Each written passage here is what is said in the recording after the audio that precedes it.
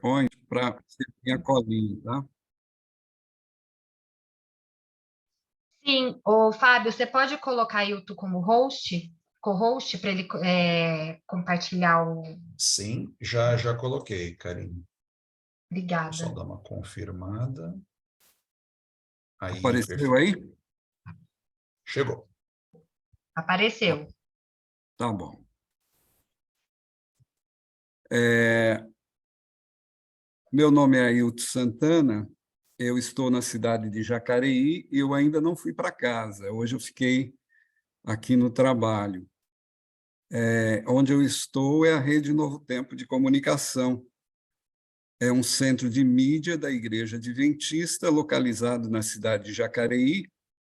E hoje nós tivemos um dia bem intenso, mas bem intenso. Nós tivemos assim gravações e as gravações tivemos momentos ali que a gente se viu totalmente nas mãos de Deus.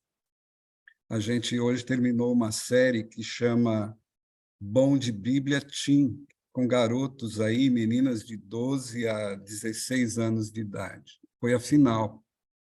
E o campeão, no caso, a campeã foi uma mulher, as mulheres são boas de Bíblia, foram duas que foram para a final. Uma tinha 12 anos de idade, é uma menina muito simples, e eu estava torcendo por ela. E ela ficou em segundo lugar, para você ver que a gente não favorece, né? No meu íntimo eu torcia por ela, mas ela vai conseguir os objetivos. Ao final a gente viu ali que o objetivo é da bolsa de estudo. Então, a menina que ganhou, ela ganhou uma bolsa de estudos no colégio nosso, um colégio muito conceituado, que é o IAESC, que fica em Santa Catarina, e o segundo lugar ganhou 75% de bolsa, só que a possibilidade da mãe dela, que é psicóloga, trabalhar lá. Então, eu estou só posicionando vocês para vocês perceberem como é que foi o dia. Então, a parte da manhã, gravamos 4 programas, e foi a final. Aí depois eu conversei com a Karine e ela falou: você vai apresentar PowerPoint? Eu falei: se der tempo, eu faço.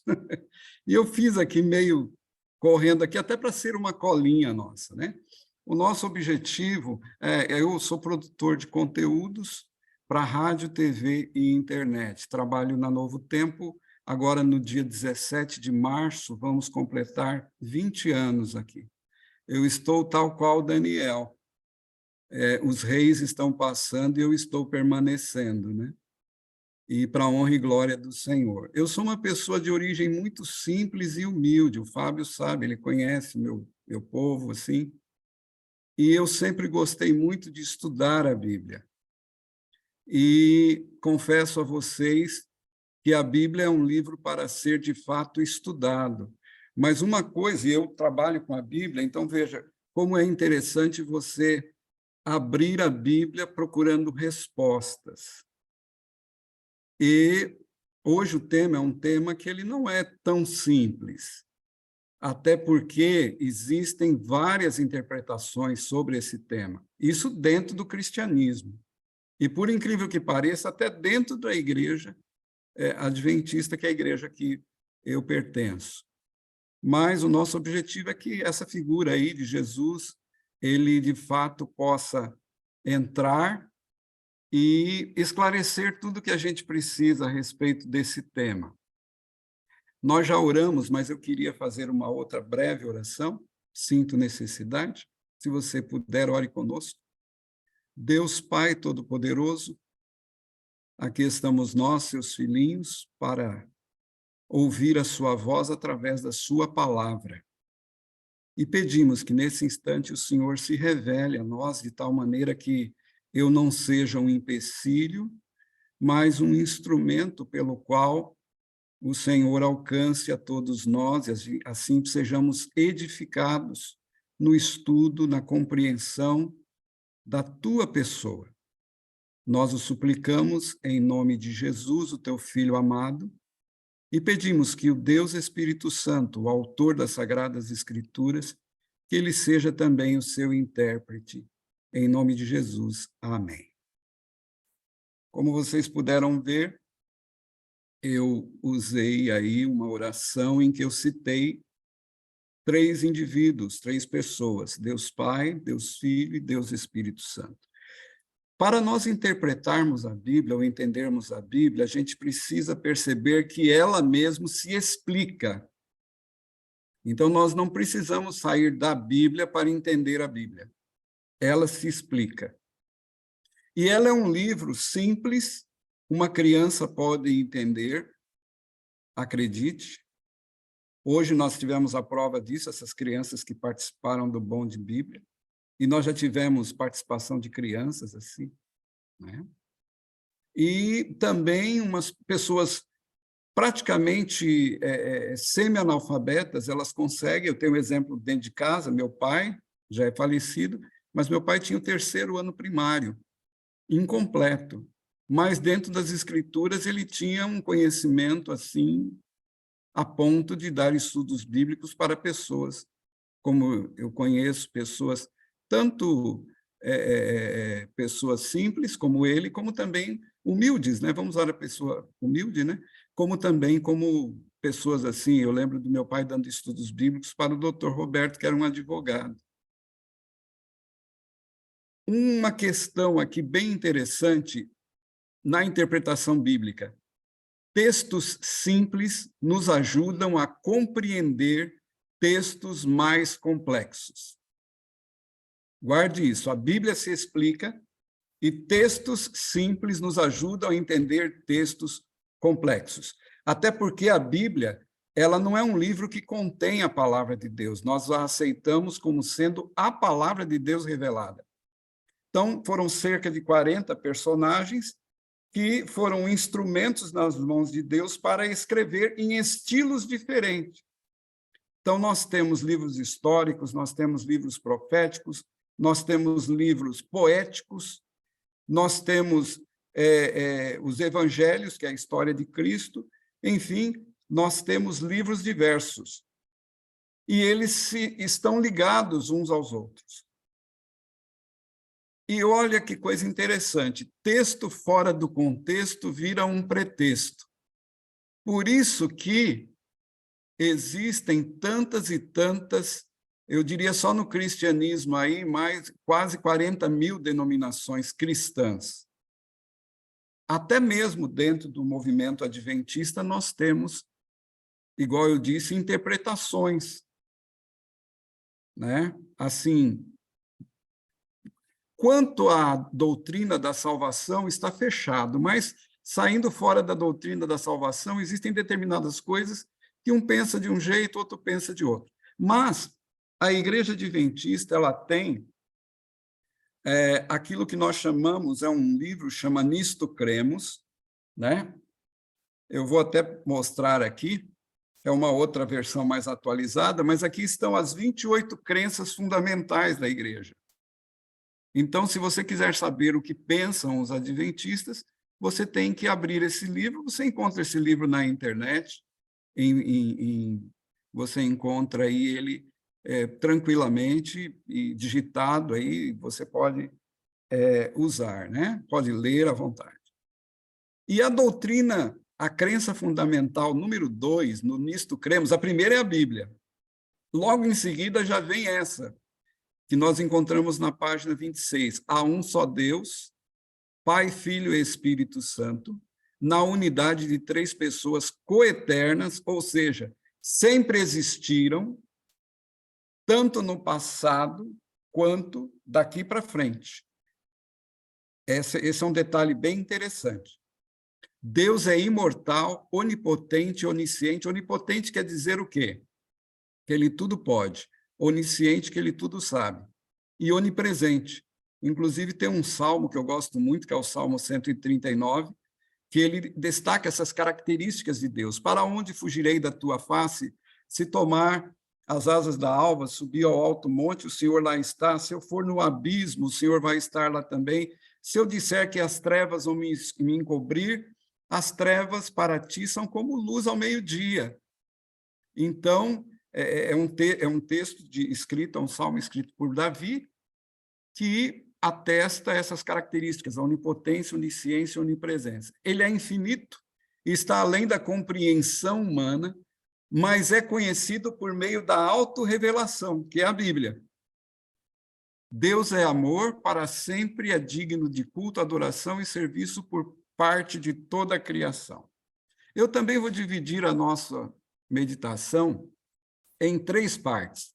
Primeiramente, eu vou destacar alguns textos em que nós mencionamos essas 3 personagens que eu mencionei aí. Veja, na carta de Paulo aos Coríntios, capítulo 13, na segunda carta, verso 14, ele diz: a graça do Senhor Jesus Cristo. Lembrando que a palavra Jesus, ou o nome Jesus, quer dizer Salvador. E Cristo quer dizer ungido. Cristo é em grego, Messias é em hebraico. Então, Senhor é o nome de Jesus no Antigo Testamento. A Bíblia é dividida em 2 testamentos. No Antigo Testamento, nós não vamos encontrar Jesus Cristo. Nós vamos encontrar Adonai. E sempre que aparecer a expressão Adonai, é referido ao Senhor Jesus, o personagem, o Deus Filho. O amor de Deus, quando mencionamos Deus e identificamos aqui como sendo, já mencionamos Jesus, então o amor de Deus aqui é o Deus Pai. E a comunhão do Espírito Santo, ou seja, o Deus Espírito Santo, seja com todos vós, amém. Então, veja, Paulo, ele reconhece Jesus, Deus e o Espírito Santo como pessoas distintas.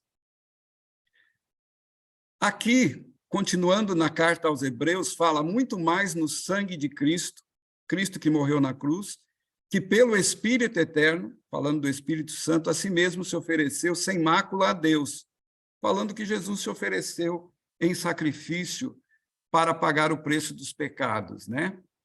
E é mais uma menção que a gente encontra ali no Novo Testamento. E eu gosto muito desse texto de Jesus. O capítulo 14, Jesus fala as palavras do capítulo 14 na quinta-feira, ele vai morrer na sexta, às 15h. E na quinta-feira ele está se despedindo dos discípulos, quando ele diz assim: eu, Jesus, Deus Filho, fui eu que coloquei, né? O que está aí entre esses parênteses, né? Eu, Jesus, Deus Filho. O texto original é: eu rogarei ao Pai. Então, ele, o Filho, rogará ao Pai, no caso, Deus Pai, e ele vos dará outro Consolador. Ou seja, Jesus não estava falando dele, ele não estava falando do Pai, ele estava falando de outro. E quem é esse Consolador? No capítulo 14 mesmo é apresentado como Deus Espírito Santo, a fim de que ele esteja convosco para sempre. Então, preste atenção, nesses textos, nós estamos destacando essas 3 personagens: Deus o Pai, Deus Filho e Deus Espírito Santo. Um verso que eu gosto e acho bem interessante, Atos 7, capítulo 55, foi o primeiro mártir da igreja a morrer. Ele diz assim, o texto: mas Estevão, cheio do Espírito Santo, ou seja, o Espírito Santo olhou, fitou o céu, os olhos no céu, e viu a glória de Deus, e Jesus estava à sua direita. Então, aqui nós temos mais um texto de uma pessoa que, momentos antes de morrer apedrejada, e interessante, porque quem está assistindo essa cena é o apóstolo Paulo, chamado até então Saulo, né? Então, aparece aqui: o Espírito Santo estava dentro de Estevão, e ele olhou para cima, e ele viu Deus na sua glória e viu Jesus à sua direita. Outro texto que eu quero encerrar esse bloco é no batismo de Jesus. E sendo batizado, saiu logo da água. Jesus foi batizado. A palavra batismo quer dizer mergulhar, submergir, afundar. Portanto, Jesus estava dentro de um rio e ele foi mergulhado, afundado, submergido. Ele saiu logo da água, eis que se abriram os céus e viu o Espírito de Deus descendo como pomba vindo sobre ele. E eis que uma voz do céu dizia: este é o meu Filho amado, em quem me compraz, ou seja, que me dá alegria. Aqui aparece, mais uma vez, essas três pessoas. Esse texto, o Espírito de Deus, às vezes tem levado alguns a entender que o Espírito de Deus é algo que sai de Deus. Mas aí a gente volta para aquele texto em que Jesus disse: eu rogarei ao Pai e ele enviará outro. Então, veja, um texto mais simples complementa o outro. É por isso que você não pode pegar um texto isolado. Nós estamos lendo vários textos dentro da maneira da gente procurar destacar aqui um princípio que é 3 pessoas distintas, ok? Bem, agora eu quero complicar um pouquinho o nosso estudo. Até aqui está tudo tranquilo? Está tudo tranquilo? Então tá bom. Ouve, Israel, o Senhor nosso Deus é o único Senhor. Esse daqui é aquele texto que nós encontramos em Deuteronômio, que é chamado de chamar, né? Ou seja, é um texto em que todo o povo de Israel mencionava. Por quê? Porque eles estavam cercados em Canaã de povos politeístas, idólatras. Então, Deus chama a atenção e diz: eu sou o único Senhor, eu sou o único. E, inclusive, nos mandamentos, o primeiro mandamento, não terás outros deuses diante de mim. Tiago, esse Tiago que é mencionado aqui, que nós vamos ler esse texto agora, era o irmão de Cristo, ok? E era irmão, ao que tudo indica, por parte de José. É uma outra história. Mas a Bíblia o cita, a Bíblia cita que Jesus teria pelo menos 2 irmãs, e os evangelhos mencionam que ele tinha um irmão chamado Tiago, que se tornou líder da igreja. Ele tinha um irmão chamado José, que era o mesmo nome do pai. Ele tinha o pai, no caso, padrasto, porque o pai dele, de fato, era Deus, pai, né? E Simão e Judas, não o Iscariotes, mas outro Judas. E Tiago, ele escreve: crês tu que Deus é um só, fazes bem. Não é fazer bem, é fazes, tá? Era o R ali, o S no lugar do R. Até os demônios creem e tremem. Então, diante destes versos, a questão é: Jesus e o Espírito Santo estariam inferiores a Deus Pai? Jesus foi criado por Deus. O Espírito Santo é uma força inerente que sai de Deus. Existem pessoas que creem assim, mas nós não entendemos assim. E aí é o que nós vamos entender a partir de agora. Olha que coisa interessante. Jesus, ainda no capítulo 14, ele está se despedindo dos discípulos e Filipe, um dos 12, diz: mostra-nos o Pai, e isto nos basta. Replicou-lhe Jesus: Filipe, há tanto tempo estou convosco, e vocês não me têm conhecido? Quem me vê, quem vê a mim, vê o Pai. Como dizes, mostra-nos o Pai? Então, aqui Jesus, e se eu isolar esse texto, eu vou chegar à conclusão: Jesus e Deus é a mesma pessoa. Mas não é isso que a Bíblia diz. A gente não pode isolar um texto do contexto, tá? Jesus quis dizer que ele é igual ao Pai. E nós vamos mais um pouquinho para frente entender isso. Ele diz aqui, olha que texto: eu e o Pai somos um. Pronto, Ailton. Agora confundiu tudo. Por quê? Porque Jesus, ele falou que ele e o Pai é um. E tem gente aí que fala, não, e o Pai... E a gente fica complicado, por quê? Porque, por exemplo, Jesus está na cruz, e ele fala: Deus meu, por que me desamparaste? Para quem que ele estava falando? Para ele mesmo? Eu estou dando meio que um nó na cabeça de vocês aí, de repente, né? Mas vamos chegar ao fim. Eu espero que a energia não acabe agora, mas vamos lá. Olha esse texto, João 1, de 1 a 3. No princípio era o Verbo estava com Deus, e o Verbo era Deus. Ele estava no princípio com Deus. Todas as coisas foram feitas por intermédio dele, e sem ele, nada do que foi feito se fez.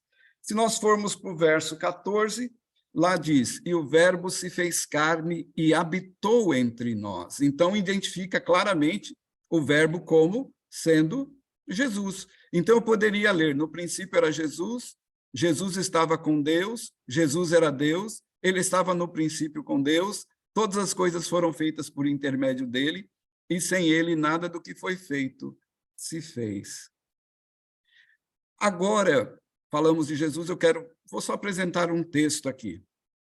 É a Igreja Apostólica, Atos capítulo 5, as pessoas estão se batizando e agregando ao povo de Deus, e para manter aquele povo, muitas pessoas pegam seus bens e entregam para os apóstolos. Apóstolos quer dizer enviados ou missionários, que eram os discípulos. Discípulo é aluno. Agora que Jesus formou eles, depois de 3 anos e meio que eles estiveram na companhia de Jesus, eles deixaram de ser discípulos e passaram a ser apóstolos, ou mestres também. E eles é que passam a fazer discípulos.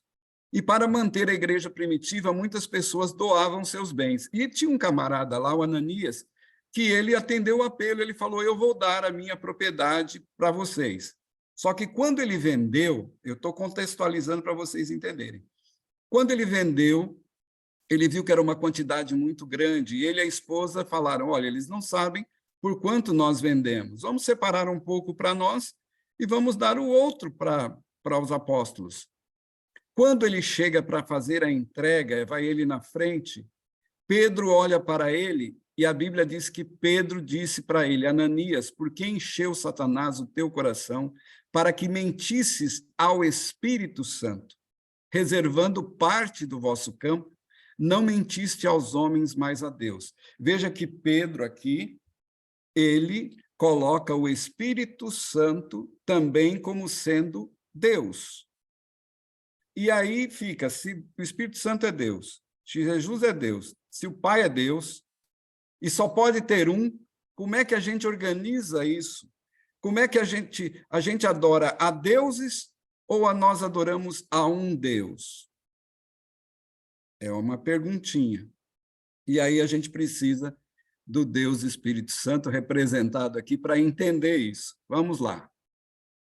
Essa expressão, ouve Israel, o Senhor nosso Deus é o único Senhor, a palavra que aparece aí, lembrando que a Bíblia foi escrita, né, o Antigo Testamento, né, e o Novo Testamento, nós temos 2 línguas, o grego e o hebraico, né? E para a mente hebraica tem uma coisa bem interessante que a gente precisa começar a perceber. Por exemplo, quando Jesus diz que ele é o Filho de Deus, as pessoas lá, os líderes, vão apedrejá-lo. Porque, ao dizer que ele era filho de Deus, ele estava querendo dizer que ele era Deus. Filho de peixe, peixinho, é. Agora, aqui, a gente vê a palavra único. E é uma expressão, eu não quero assim dar uma aula de teologia, nem sou professor nesse sentido, mas só para verem que a palavra que aparece aqui, no lugar de único, é a palavra echad, que é uma unidade composta. E tem um exemplo na Bíblia, lembrando que textos mais simples nos ajudam a entender textos complexos. Por isso deixa o homem, pai e mãe, se une à sua mulher, tornando os dois uma só carne. Veja que coisa interessante. E eu tenho outros exemplos, por exemplo, a gente sabe que Abraão teve um outro filho além de Isaque. Mas a Bíblia fala que, eu quero que você pegue, está no capítulo 22 de Gênesis, a Isaque, o teu único filho, e vá lá e me ofereça. Ué, por que fala que ele é único? E não considera Isaque como sendo que ele tinha 2. Aqui, na realidade, é para indicar 2 exemplos da palavra único. Ele tinha um filho diferente do outro, era único porque ele era o filho da promessa. Aqui, o homem deixa seu pai, sua mãe, se une à sua mulher e são ambos uma só carne. Ou seja, continuam sendo duas pessoas, mas eles são uma só carne. Mas são duas pessoas. Por exemplo, a melhor maneira de nós nos referirmos à Trindade hoje, para não criar... Porque, quer queira, quer não, nós precisamos perceber uma coisa. Há certos exemplos que eles podem... Você não vai encontrar a palavra Trindade na Bíblia. Você não vai encontrar. E quando você conversa com antitrinitariano, quer dizer, uma pessoa que não acredita na Trindade, ele vai falar isso para você. Aí você pode falar, como eu citei no material que eu passei para ser distribuído aí para vocês, a gente não encontra também na Bíblia palavras tais como, expressões como porta da graça, e todo mundo fala no fechamento da porta da graça. São conceitos que nós encontramos na Bíblia, mas que não estão revelados de maneira expressa. Assim como não encontramos lá a palavra milênio, que é uma das doutrinas da igreja. Mas tem lá, no livro de Apocalipse, 7 vezes mencionado, só no livro de Apocalipse, no capítulo 20, a expressão 1000 anos. Né? E outras expressões também que eu poderia usar aqui. Então, na realidade, a linguagem bíblica, para ser traduzida para o português, quando a gente pega aqui, está querendo dizer uma unidade composta. E eu vou citar outros exemplos. Unidade composta. Por exemplo, uma família. Quantas pessoas são? Pelo menos o pai, a mãe e um filho. Um casal, já mencionei aqui. Fala um, mas é uma unidade composta, são 2 pessoas. Então, quando nós aplicamos isso a Deus, nós estamos querendo dizer um Deus, ou uma divindade, ou a família celeste, Deus o Pai, Deus o Filho e Deus Espírito Santo. A gente vai ver isso de uma maneira bem interessante. Jesus, na oração sacerdotal, ele usa assim, olha, para que todos sejam um, como nós, eu e tu, somos um. Olha, Pai, guarda-os em teu nome, para que sejam um, assim como nós. Então, o que Jesus está querendo dizer? Eu e o Pai somos um, somos unidos no propósito, na missão. Quando Jesus tinha 12 anos, ele foi para o templo e a mãe dele o encontrou depois de 3 dias. E ela falou, porque a família era grande, e ela falou, filho, o que você estava fazendo aqui? Jesus, com 12 anos, olhou para a mãe dele e disse assim, mãe, você não sabia que me convinha cuidar dos negócios do meu pai? De quem que ele estava falando? De José? Ele estava falando de Deus. Então, aos 12 anos, ele já tinha essa compreensão de que ele era o quê? Filho de Deus, ou seja, um com o Pai, a fim de que todos sejam um, e como é tu, ó Pai, em mim e eu em ti, também que eles sejam em nós, para que o mundo creia que tu me enviaste. No capítulo 17, que é a oração sacerdotal, Jesus está preocupado com a união dos discípulos. E ele fala, Pai, eu quero que eles sejam um como nós. Sabe, só há um jeito de um homem e uma mulher permanecerem casados. Só há um jeito de uma igreja com pessoas distintas, em cultura, em idade, em cabeça, serem unidos, se estiverem em Cristo e Cristo estiver em nós. E aí sim nós seremos o quê? Um. Certo? Nesse capítulo 17, eu tenho até marcado aqui na minha Bíblia, porque eu acho bem interessante, sempre que tenho que falar assim sobre união, eu procuro apresentar isso. Olha que coisa interessante, Jesus está para morrer E ele está preocupado com os discípulos. No verso 11, ele diz, para que eles sejam um, assim como nós. E depois ele diz, não somente por esses aqui, eu quero por aqueles que um dia haverão de crer em mim. Ou seja, Jesus está orando por mim e por você, a fim de que todos sejam um, como és tu, Pai, e eu em ti. Que eles sejam um em nós, para que o mundo creia. Eu neles, tu em mim, a fim de que eles sejam aperfeiçoados na unidade, na união, que eles sejam um. E Jesus está sempre repetindo. Então, veja, essa expressão, eu e o Pai somos um, quer dizer, eu e o Pai somos unidos. Que eu e o Pai, né, estejamos nele, para que eles também sejam o quê? Unidos. Continuamos sendo pessoas distintas, continuamos sendo pessoas até com gostos diferentes. Isso não quer dizer que todos nós vamos ter o mesmo. Agora todo mundo vai gostar de quiabo, agora todo mundo vai gostar de jiló, agora todo mundo vai gostar, sei lá, de piqui. Não, você tem sua particularidade, você gosta daquilo que você gosta. Eu gosto. Estilo de música, estilo de roupa, por que que nós estamos com roupas diferentes? Por que que, de repente, a gente gosta de um tipo de diversão, o outro gosta, entendeu? Somos cristãos? Somos, mas isso não quer dizer que nós somos agora o quê?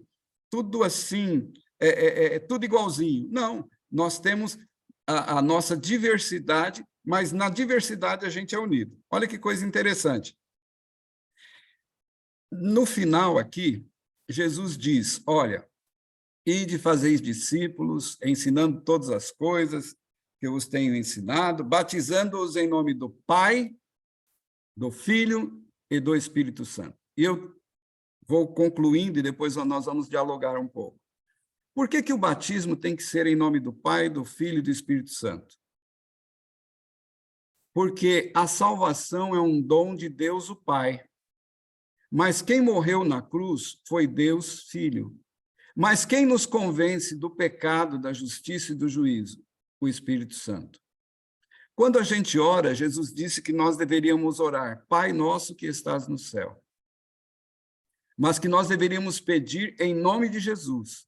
Mas quem é que pega as nossas orações e leva e apresenta ao Pai? Romanos 8 fala que é o Espírito Santo. É interessante, né? Então, veja, Jesus disse, eu vou para o Pai, mas eu não vou deixar vocês órfãos. Eu vou mandar outro, e ele enviou o Espírito Santo. Preste atenção no que eu vou dizer. Jesus é o verbo de Deus. Ou seja, Deus nos fala através de Jesus. Andou aqui, passeou por aqui, comeu, bebeu, dormiu, enfim, se tornou o verbo de Deus.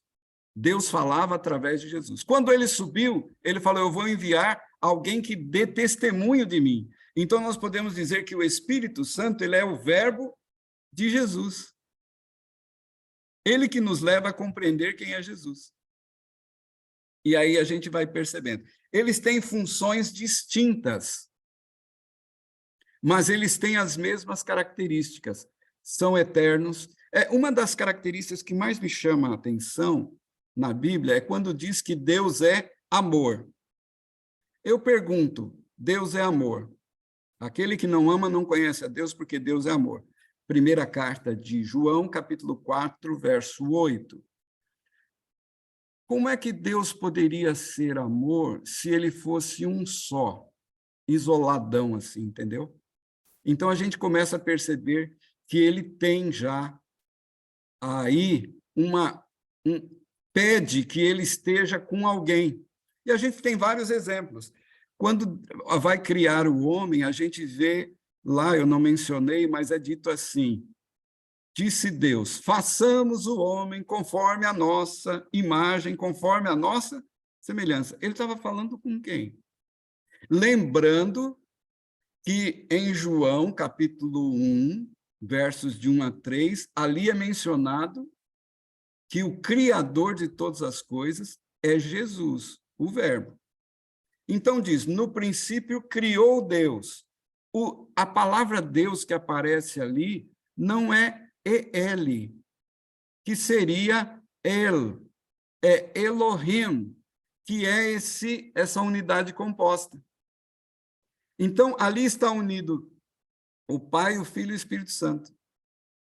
O desejo de criar veio de todos. Então, nós podemos dizer que a vontade de Deus é o desejo de Jesus e o Espírito Santo também concorda com isso. Depois que o homem peca, é dito, tem uma passagem que diz assim: eis que o homem se tornou como um de nós, conhecendo o bem e o mal. Com quem que eles estavam conversando ali? Com anjos? Não. Porque a expressão ali está claramente falando que a divindade está conversando entre eles. E nós vamos encontrar no Antigo Testamento vários momentos em que Deus Filho se fez presente. Paulo mesmo diz isso. Paulo ele diz na carta aos Coríntios que a pedra que foi partida e que dela saiu água, essa rocha, era Cristo. Quem foi que lutou com Jacó? Foi o Adonai, Deus Filho. Quem foi que entregou os 10 mandamentos para Moisés no monte? Tem um verso que diz que ninguém pode ver a face de Deus. E alguns dizem, mas a Bíblia diz que Moisés viu a face... Não, ele viu a face, ali no momento ele viu pelas costas, né? É bem interessante. Mas, enfim, eu espero, de alguma maneira, ter ajudado vocês a perceber que, muito embora seja um assunto, assim, um pouco, eu diria, vou usar a expressão complexo, a maneira com que a Bíblia apresenta é exatamente para nos levar a perceber que Deus, o Pai, enviou Jesus a esse mundo. Quando eu dialogo com irmãos e irmãs que pensam que Jesus foi o primeiro ser criado, eu deixo eles falarem. Eles vão me apresentando todos esses textos, todos. Aí eu chego e digo assim, olha, eu fico um pouco preocupado com essa maneira de você enxergar a Deus. Por quê? Porque dá a impressão que Jesus foi criado para substituir Adão, porque Adão falhou, então ele criou Jesus para Jesus vir e morrer. É diferente de ser um com o Pai, na mesma natureza, coeterno, ou seja, existindo desde a eternidade, né?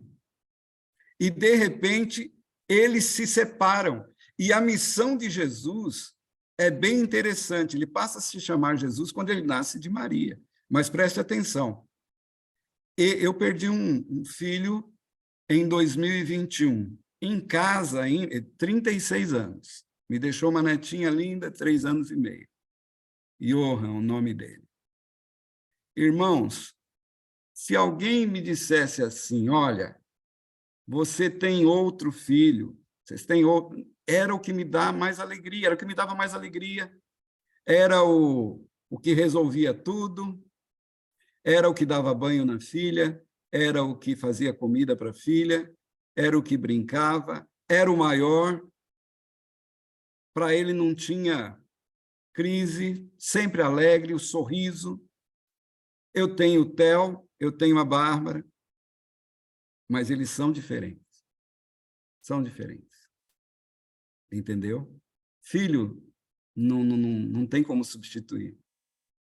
Aí, porque é filho. Agora, e uma coisa criada? Você faz uma coisa aí, um boneco. Aí não é filho. Por isso que Jesus é chamado de unigênito, ou seja, o único, né? O princípio da criação. O único.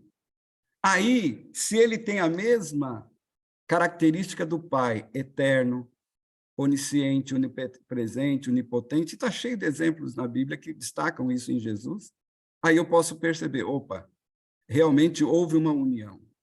e depois houve uma separação.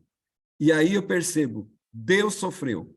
A história de Abraão, na Bíblia, no capítulo 22 de Gênesis, mostra claramente isso. Por isso ele é chamado o amigo de Deus. Por quê? Porque só ele sentiu o que Deus sentiu.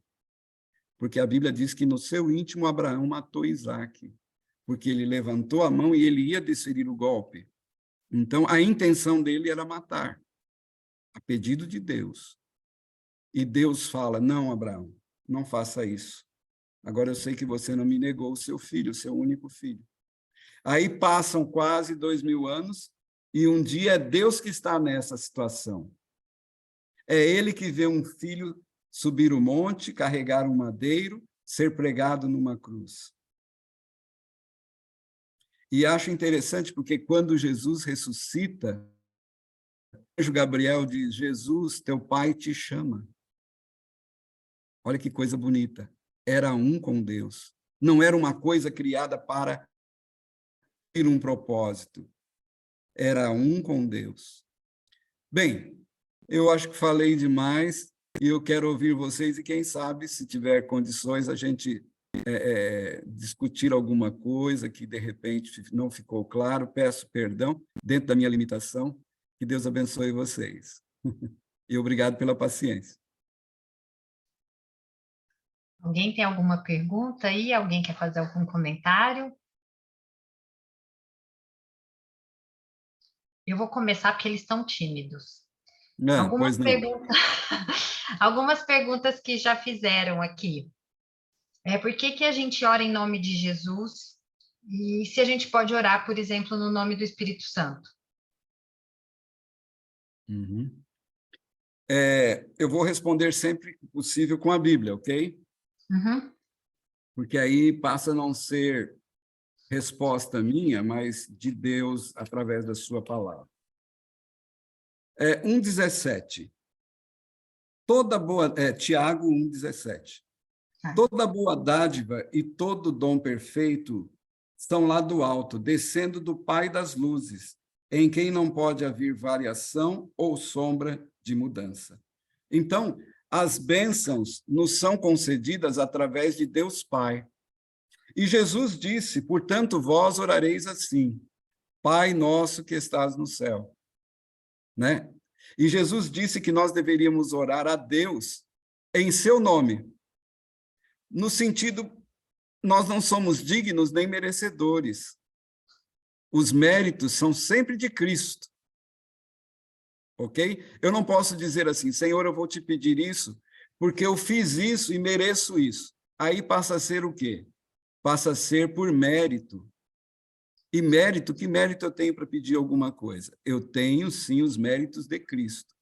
E ele disse, olha, tudo que vocês pedirem, crendo, orando, pedindo em meu nome, vocês haverão de receber.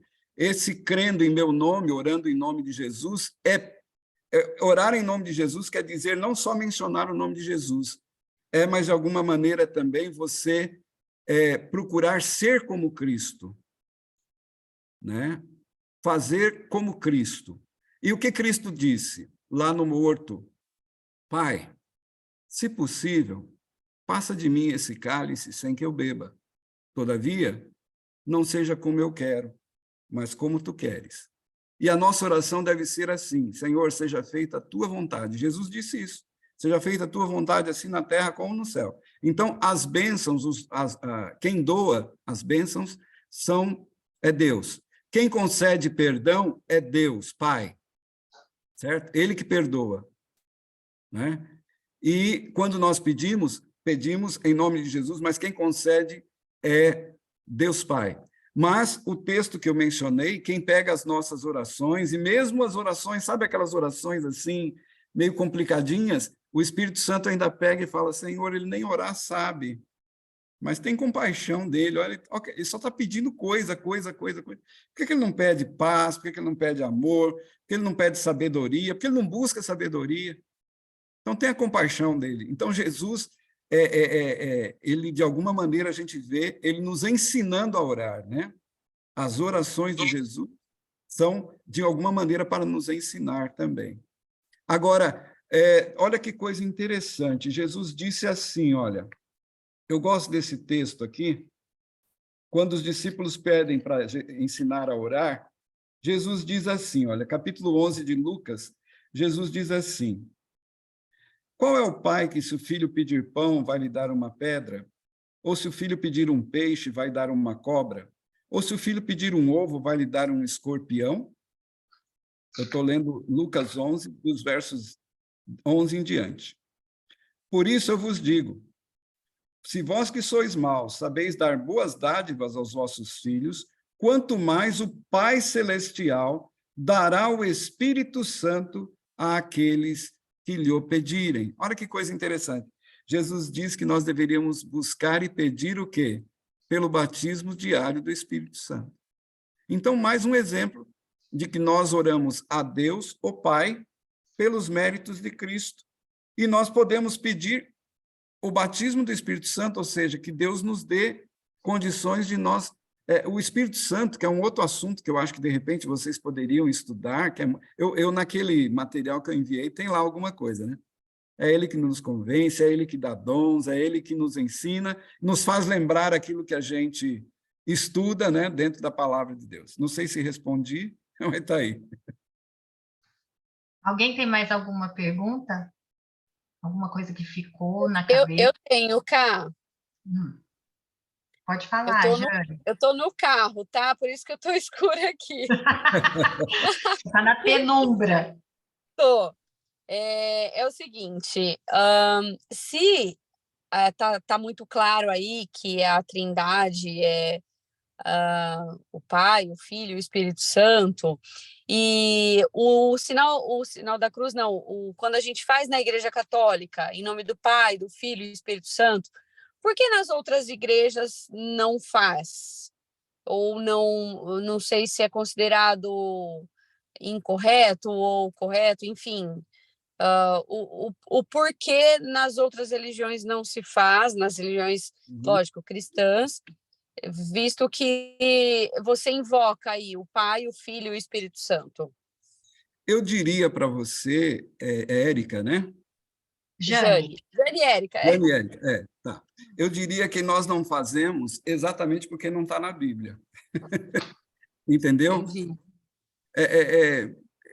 Basicamente seria por isso. Como não está lá, como não é pedido isso, como não é ensinado isso, então nós entendemos que isso é algo que não é assim um ponto de nós praticarmos. Existem outras coisas de maneira mais direta que a gente pratica, entendeu?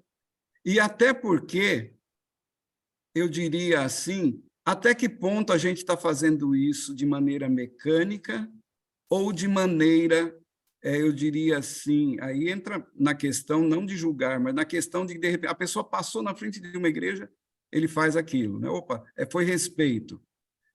Ok, tudo bem. Mas não seria mais interessante, de repente, aquilo não se torna... Porque há uma diferença básica, e, inclusive, eu tenho percebido que os católicos eles têm aberto para isso. Há uma diferença muito grande entre você orar, né, e você rezar. Basicamente, a diferença é aquela que Jesus menciona lá, falando a Mateus. Ele fala, olha, vocês quando forem orar, cuidado, para não usarem de vãs repetições. O que ele quis dizer? De você falar uma coisa, sempre a mesma coisa, do mesmo jeito, da mesma maneira. Então, orar é abrir o coração. A gente encontra a oração do Pai Nosso, é uma oração modelo, e alguém diz, então eu não posso fazer a oração do Pai Nosso? Posso. É porque a oração do Pai Nosso ela é uma oração que mostra, assim, quais são os passos de uma oração, né? Então, veja, a oração que na hora que você vai fazer pelo alimento, ela deve abordar isso, agradecer o alimento. A oração que você vai fazer quando você tem uma pessoa enferma, deve focar nisso. A oração que você vai fazer quando vai começar um evento, uma programação da igreja, deve ser assim. Então, há orações diversas. A Bíblia diz que Jesus passava a noite em oração. Será que ele passava a noite em oração falando a mesma coisa? Ou ele contava, ei, hoje meu dia foi complicado. E outra, Deus já sabia, né? Então, veja, então a grande questão fala para nós, quando formos orar, não usar de vãs repetições. E, às vezes, um gesto também pode acabar sendo uma vã repetição. Você faz aquilo mecanicamente. Ah, eu respeito o templo. Então, entra dentro dele, vai lá e ora. Ah, mas agora eu estou correndo. Eu vou só fazer isso aqui em sinal de respeito. Ok, mas você, quando puder, entra na igreja, vai lá, entra, ora, comunga, né? Ou seja, participa ali de um momento de culto. E, por sua vez, lembrando que em qualquer momento, em qualquer lugar, eu posso orar a Deus. Quando eu estou dentro de um carro, eu estou dirigindo, eu não preciso parar e fechar os olhos para poder orar, eu posso ir conversando com Deus. A Bíblia fala de orações de olhos abertos, a gente viu lá a oração de Estevão. Tem a oração em pé, que foi a oração feita por Salomão. E olha, a Bíblia tem orações enormes. O capítulo 9 de Daniel é uma oração linda. E a Bíblia apresenta também, em vários momentos, pessoas... Jonas orou de dentro de um peixe. Então, você pode orar em qualquer circunstância. Não há necessidade, porque orar é falar com Deus. Ah, mas eu só posso orar dentro da igreja? Não, é claro, dentro da igreja é um lugar, é casa de oração, você vai ali e você ora. Mas você pode, você está dentro do carro, você está andando, oh meu Deus, que coisa complicada que foi meu dia hoje. Mas ainda bem que eu estou voltando para casa, estou aqui com vida, que os teus anjos me acompanhem. E você vai conversando com Deus, entendeu? Então, basicamente, seria isso, tá, Jane? Em razão de não termos ensino nesse sentido, né? Sim, entendi. Muito esclarecedor. Hoje eu sei orar e tirei essa coisa do rezar, que eu achava muito maçante, e isso me afastou da Igreja Católica. E Sim. Graças ao grupo de oração e ao estudo da Bíblia, eu estou aprendendo a orar. Muito obrigada. Nada, que isso. Tem uma pergunta aqui no chat, que é: por que não se fala tanto no Espírito Santo como se fala de Deus Pai e Deus Filho? Isso parece mais evidente no Antigo Testamento. Certo. Na realidade, eu diria que no Novo Testamento, a própria pessoa... porque, veja bem, lembrando que a Bíblia ela foi, no Novo Testamento, o apóstolo Paulo, ele foi assim o sistematizador, aquele que sistematizou a teologia. Então, no Antigo Testamento, nós temos teologia também e tal, mas ela está, por exemplo, o assunto da ressurreição, a gente pega 1 Coríntios, capítulo 15, está tudo lá. A gente pega os dons, 1 Coríntios, capítulo 14, está tudo lá. A gente pega nas cartas de Paulo, justificação pela fé, nós pegamos nas cartas de Paulo a graça. E esses temas aparecem no Antigo Testamento, mas de maneira assim meio que velada. Até porque havia necessidade do Novo Testamento, porque senão alguém pode dizer e falar assim, não, eu vou ficar só com o Antigo Testamento. E eles se complementam. No Antigo Testamento diz, olha, o Filho de Deus vai vir. Está lá, em Gênesis 3,15, da descendência da mulher há de vir aquele que vai pisar na cabeça da serpente. Eva pensava que o prometido era um dos filhos. Abraão esperava que fosse Isaque.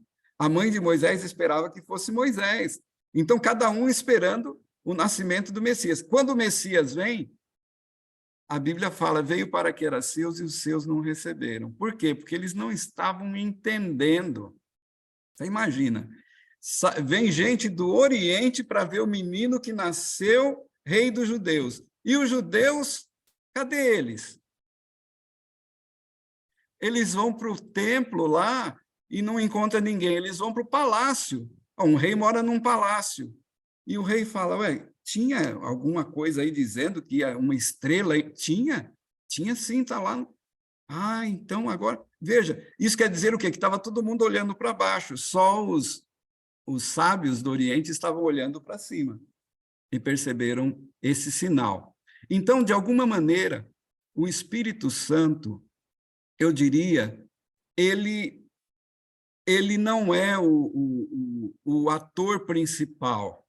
Essa é a verdade, porque o texto diz que ele veio para dar testemunho de Jesus. Ele veio para jogar o foco em Jesus. A função dele não é nem ser adorado, sabia disso? É uma coisa até interessante isso. Por quê? Porque, de alguma maneira, nós adoramos a Deus o Pai, Deus Filho, e o Espírito Santo ele está ali, né? Quando nós chegarmos no céu, nós vamos conhecer o Espírito Santo? Vamos. Mas nós vamos perceber que há essa questão. Jesus veio para jogar todo o foco no Pai, e depois ele voltou. E o Espírito Santo veio para jogar todo o foco em Jesus. Agora, o Espírito Santo, a função dele é nos revelar a verdade, nos mostrar o caminho, mas ele não veio para tirar Jesus do trono, tirar Deus do trono e falar, agora sou eu que estou aqui. Não, a função dele é, de alguma maneira, contribuir para que nós percebamos. Não há essa competição entre eles. Pelo contrário, Jesus, quando esteve aqui, ele sempre dizia, né? Olha, eu vim para testificar do meu Pai. E o Espírito Santo, de alguma maneira, está dizendo, olha, eu vou mostrar para você, porque em nenhum outro há salvação. A salvação é em Jesus. Então, o foco é para Jesus. Entendeu? Agora, é claro que a obra do Espírito Santo é muito importante, mas em nenhum momento o Espírito Santo vai ser a estrela, ou vai ser assim, vai destronar o Pai e o Filho. Pelo contrário, ele vai revelar qual é a função dele. A função dele, nos ajudar a conhecer a verdade, a palavra de Deus, entender a palavra de Deus, e nela a gente encontra Jesus, que morreu na cruz por nós. Deus é amor, Jesus é amor, e o Espírito também é amor. Entendeu? Colocar aqui no chat, excelente resposta. Opa. Sabe por que eu digo isso, gente? Me perdoe, deixa eu ver que horas são. Aquele horário seu está valendo? É até um pouquinho depois das 8h30, que já deu aqui. Deixa eu só falar para vocês uma coisa. Existem determinados grupos religiosos, não estou aqui para criticar, mas que eles não entendem a função do Espírito Santo. Que a função do Espírito é essa, né? Então, fala-se em batismo do Espírito Santo como sendo algo que, nossa, agora sim, eu estou aqui cheio do Espírito Santo e entra num êxtase, e aí vai para um extremo. O Espírito Santo tira Jesus de cena e ele vira, entendeu? O centro das atenções. Então, perdeu a razão. Perdeu, porque Jesus disse, e ele testificará de mim. Ele vai falar de mim, ele não vai falar dele, ele vai falar de mim. Ok? Mais alguma pergunta aí, alguém?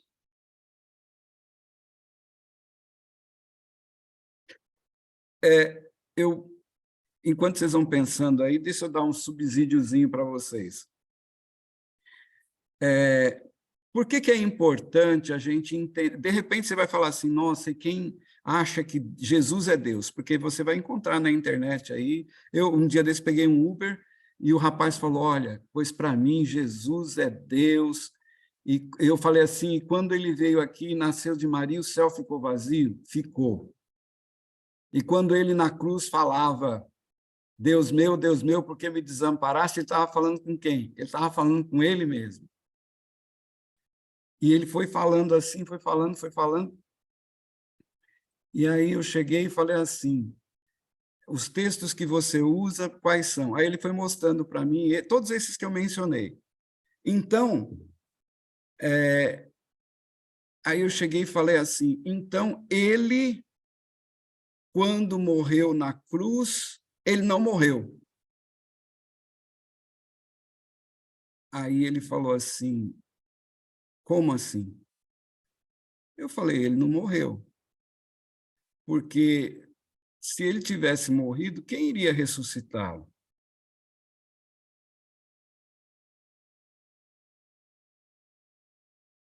Aí ele ficou pensando e falou, me deixa seu telefone que eu vou descobrir a resposta para isso aí, depois eu te falo. Entendeu? Por quê? Porque a gente tem que perceber isso. Porque, na realidade, a morte de Cristo é algo, é um mistério também. Mas só pode ter razão e sentido se ele tiver vida nele mesmo, porque a Bíblia diz que ele se despojou de toda a honra, de toda a glória, e que ele veio para morrer a morte, que é aquela segunda morte. Porque é essa segunda morte que é terrível. A Bíblia fala das duas mortes. A primeira morte é sono. Todos que morreram estão dormindo. A segunda morte vai ser aquela que vai, de fato, fazer com que as pessoas deixem de existir, os pecadores, os que rejeitaram a Cristo. Então, Jesus Cristo, ele paga o preço dessa segunda morte, não é da primeira. Porque senão aí a gente começa a achar que Jesus não sofreu, que Jesus ficou lá, entendeu? Ficou lá num cantinho lá e fingindo que estava morto, mas não estava morto. Entendeu?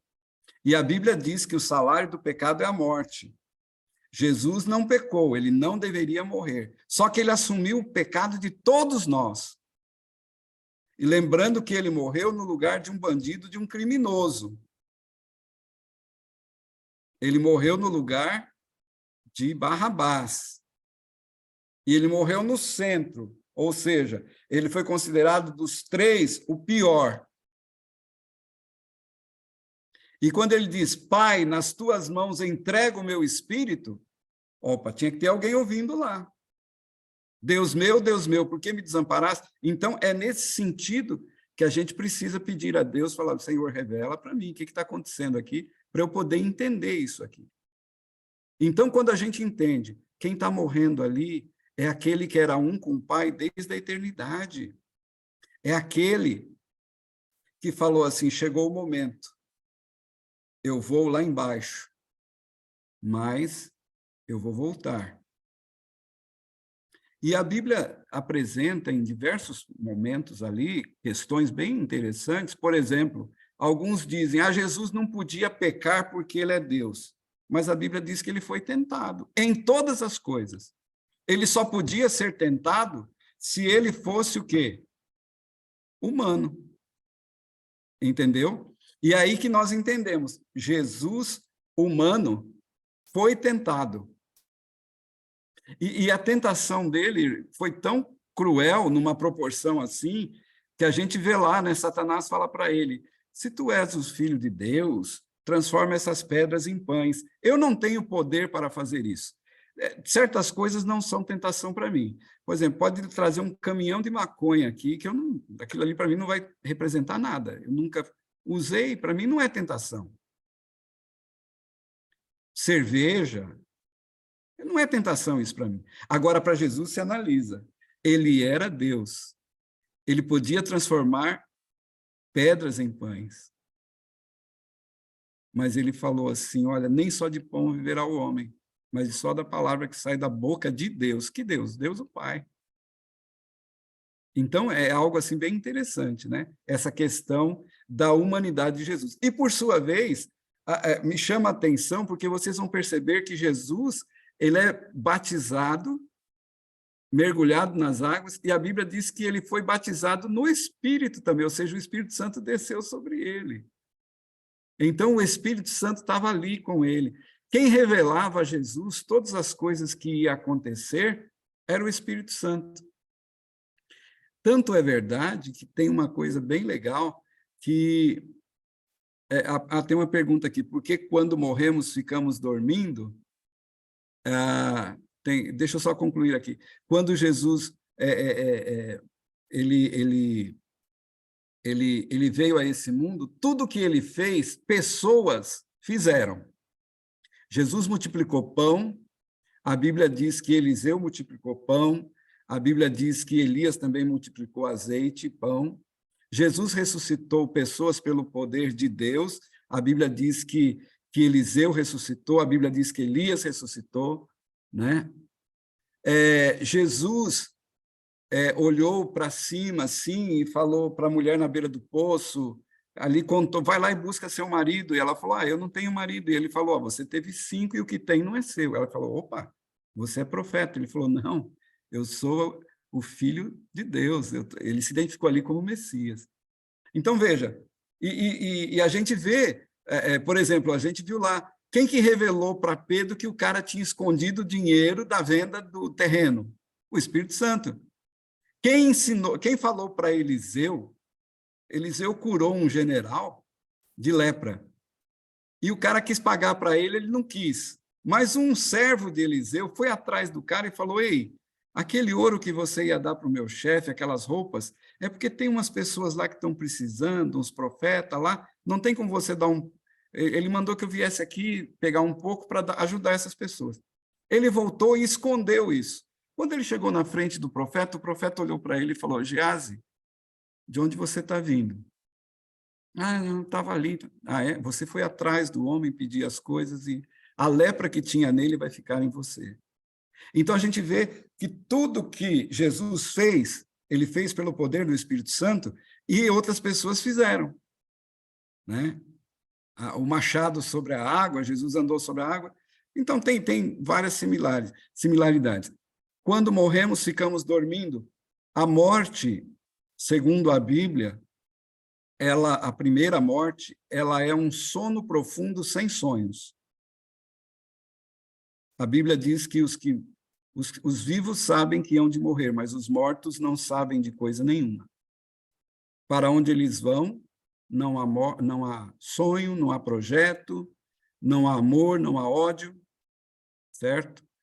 É isso que a Bíblia nos ensina. Em João 11, o amigo de Jesus, chamado Lázaro, chegaram para Jesus e disseram assim, aquele homem que o Senhor ama está muito doente, estão pedindo para o Senhor ir lá. Ele falou, tá, obrigado por ter me avisado. E ficou lá vários dias. 3 dias, no 4º dia chega a notícia lá, depois chega a notícia dizendo que ele morreu. Jesus ainda espera 4 dias. Aí, quando ele chega lá, a irmã dele fala, Senhor, se o Senhor estivesse aqui, meu irmão não teria morrido. Aí Jesus disse assim, ele já tinha dito para os discípulos, né? Não, Lázaro não está morto, ele está dormindo, mas eu vou despertá-lo. Então, na realidade, a morte é comparada como um sono na Bíblia, profundo e sem sonhos. Tem aqui um texto que eu acho bem interessante, de Paulo, falando aos cristãos de Tessalônica, né? Que ele diz assim, olha,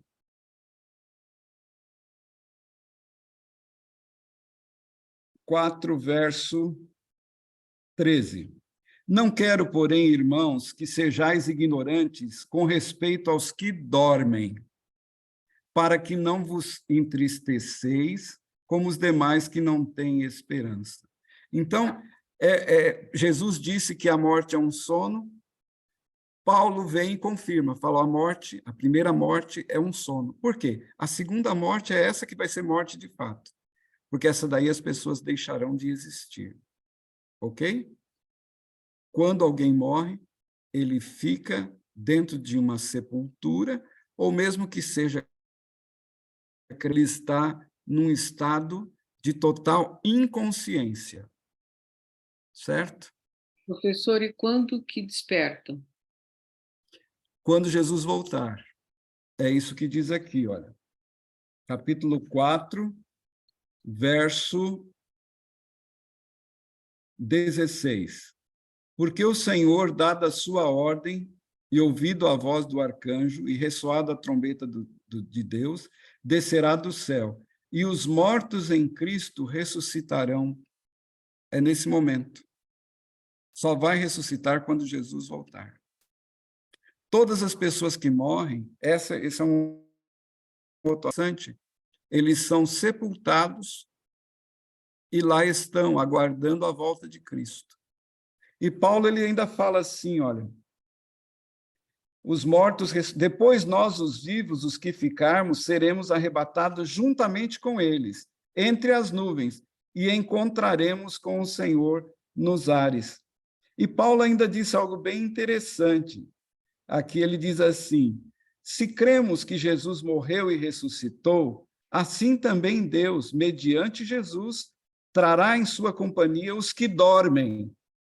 Ora, ainda agora declaro, por palavra do Senhor, os vivos, nós os que ficarmos, não precederemos os que dormem, ou seja, nós não chegaremos no céu primeiro.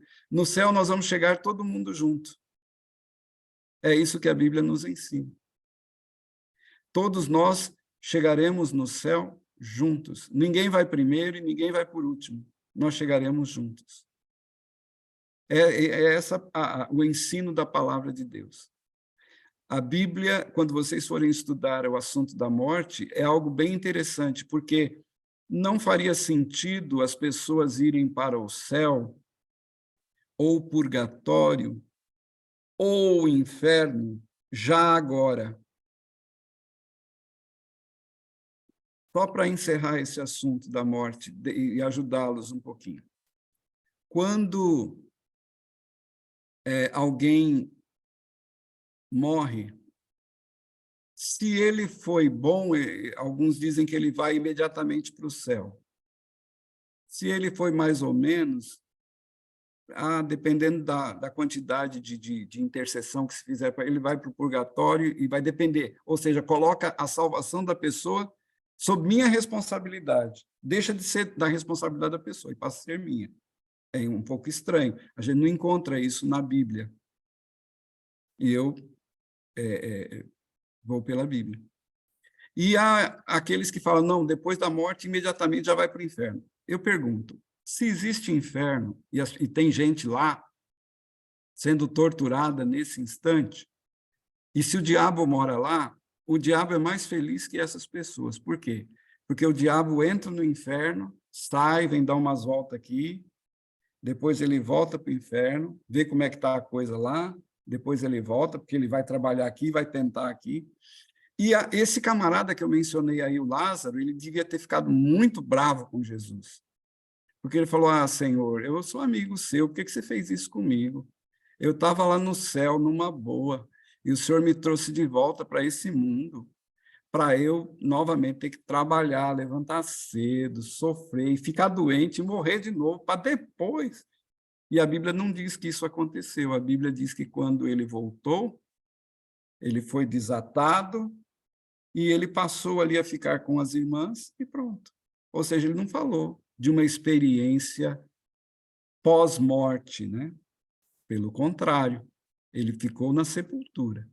E o próprio Jesus, quando ele morreu, a Bíblia diz que ele permaneceu na sepultura, a ponto de, no primeiro dia da semana, no momento em que ele ressuscita, a Maria, né, chega para ele, vai tocar nele, ele fala, não, por favor, não me toque, porque eu ainda não subi para o Pai. Eu ainda preciso ir lá falar que está tudo certo, que está tudo bem, que eu morri, ressuscitei e estou aqui. E eu quero dar um abraço nele. E quero preparar tudo lá para a gente poder ir lá junto. E é isso que vai acontecer de fato. Então, meus amados, lembrando daqueles princípios de interpretação bíblica, sempre que eu pegar um texto e tirar do contexto, aí vai aparecer esses pensamentos. Então, eu tenho que ver o que Jesus fala da morte, o que Paulo fala da morte, o que a Bíblia, no contexto geral, ensina sobre a morte. E lembrando que a Bíblia ensina a Bíblia, e textos mais simples nos ajudam a entender textos mais complexos. Ok? Ailton, eu acho Oi, que eu meu. vou encerrar, então, para não te prolongar. Ótimo. Eu agradeço demais.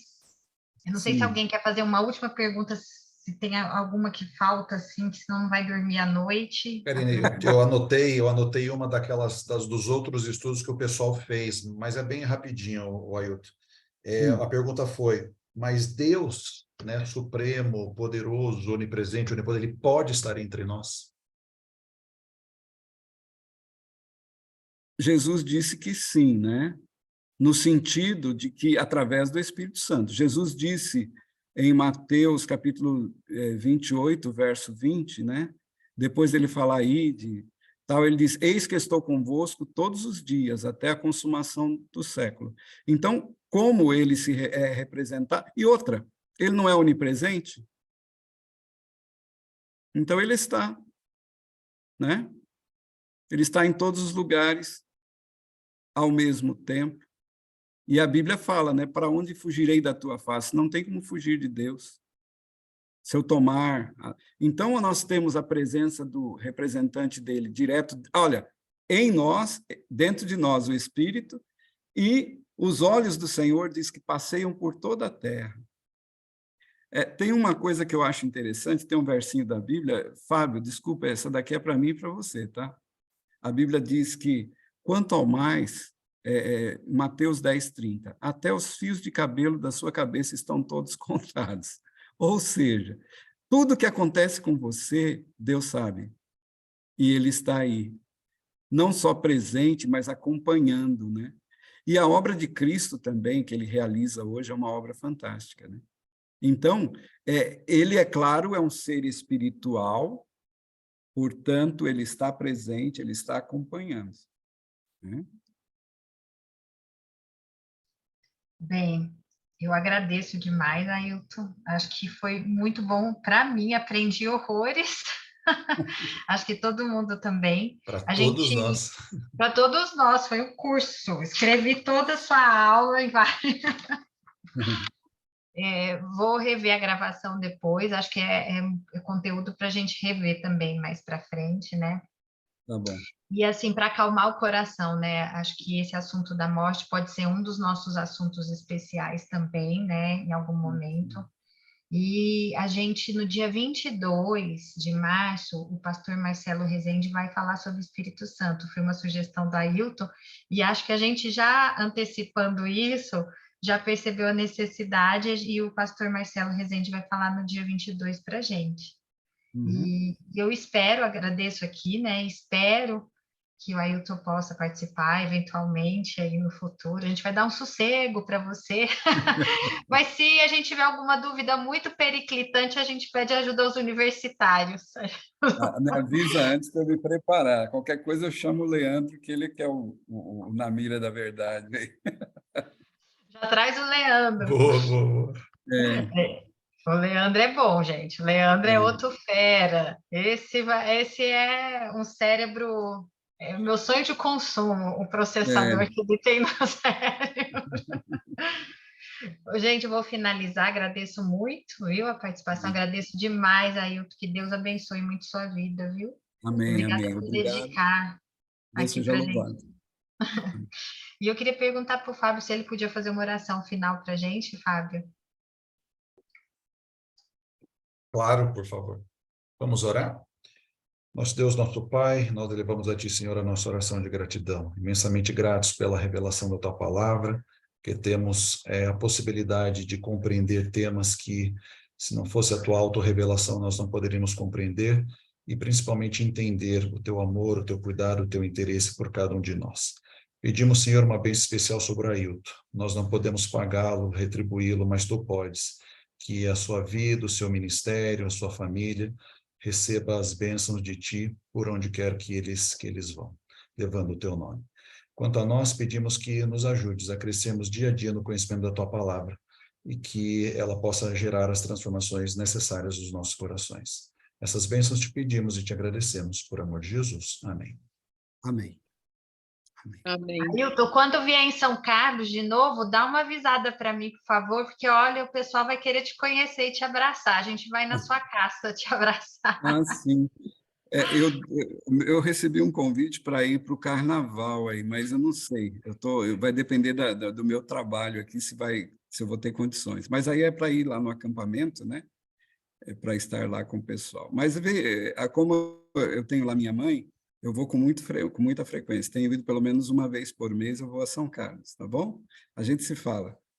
Com prazer, que Deus abençoe. Prazer foi nosso, Ailton. Obrigada, viu? Bem, Deus seja louvado. Obrigado, Ailton. Um Tchau, abraço. tchau. Obrigado. Boa noite a Tchau. todos. Boa noite. pessoal. Boa noite, pessoal. Gente.